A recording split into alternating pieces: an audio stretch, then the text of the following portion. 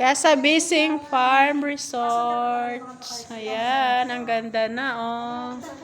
Na-improve na si Kasabising. Sa mga gustong pabook dito sa Kasabising, ayan. Ito yung swimming pool.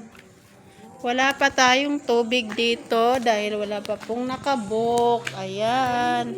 Ano na siya, mayroon na siyang bubong. Hindi ka maiinitan. Kasi may bubong.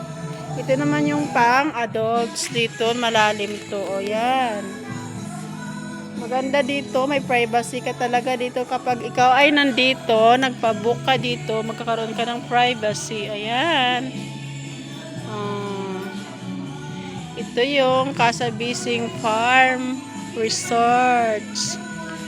Ayan. Ito naman yung inyong maistihan pag kayo naman mag-overnight dito. Ayan. Ayan na yung mga clients na nag-i-inquire. Magpa-book daw sila dito.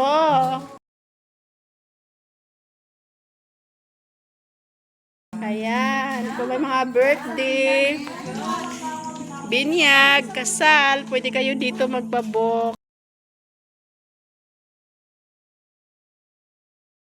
Maganda dito. Ayan. Kasi yung